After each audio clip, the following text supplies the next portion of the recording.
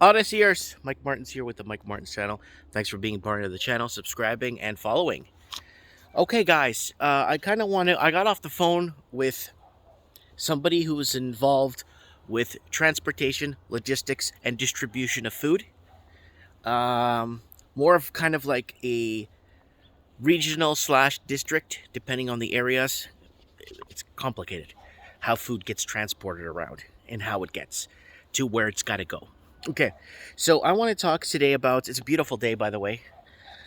So there's a memo that's going around that food must be controlled. It's not in those specific words, but in layman's English, it's food must be controlled. Now, what they're going to do is anyone who spends more than 160 US dollars, okay, must be identified. Okay, must be identified, and must be. They will be asked. They'll be asked if they're vaxxed or unvaxxed, and they must be identified if they buy X amount of food. They want to prevent people from food stacking, or people buying more food than they should be buying, or people, there's not enough food to go around narrative. Why are you buying everyone else's food, right? Like the toilet paper thing. But food's more important, in my opinion, than toilet paper any day, any place, anywhere. Okay, so they want to. So basically, what they're working towards is manufacturing a food distribution problem, in turn to create more of a control over the food. So people are sick and tired, so they want to see some proof. The proof that we have right now are container ships backed up at the ports of, I think, Los Angeles and some ports in Washington State, Seattle. And I think Oregon ports are backed up too.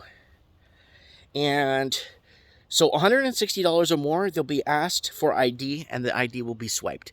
So if you spend $160, this is in the United States, they will be asked for ID, and it will be swiped. And also, I was told that, anyone who buys or has or buys more food, 2 weeks worth, are you ready for this?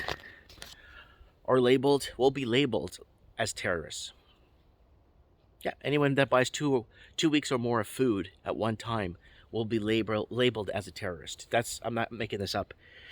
Now, we're seeing right now China, the whole China in collapse, the whole economy starting to falter by the wayside. Now, iron ore is pretty much being shut down. It's not being profitable anymore. So is coal production. It's getting shut down. And this could distribute towards blackouts in China. This could distribute towards, hi baby, this could distribute towards blackouts, thus production slowing down, thus shipment. So it's a very fine line that logistics run through, like from production to the whole 9 yards. Okay. So this is gonna roll into controlled. This is gonna roll into controlled manufactured electricity rationalizing. So they're going to ration electricity. Be careful with that. And what they're going to do is, apparently there was a huge argument behind the scenes. We're not running coal anymore. If we had the coal plants running, we could always say there's a shortage of coal and blah, blah, blah, and the coal plants are not profitable. So then this way we could start rationing the electricity. So behind the scenes, there was a big argument over that. They're like, yeah, some people have solar, we have nuclear. Yeah, we want to get rid of the nuclear because, nuclear is very efficient, right? It's one of the best things you could do, right? And yeah, and then that's what they're going to do. They're going to do this, but it's going to be, they're going to create, what they want to do with this whole food distribution issue is they want to create more proof. They actually want to create more visual proof to show people. Heck, they could show you videos from 10 years ago from some bird virus of them calling chickens and say chickens are getting cut back again.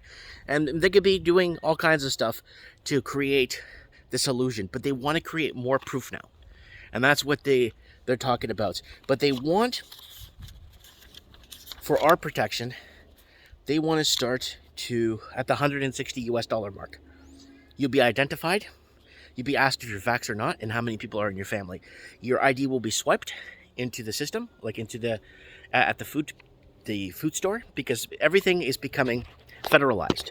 the food, electricity in where I am, and car insurance and everything, and gas and oil, everything is already federalized where I am.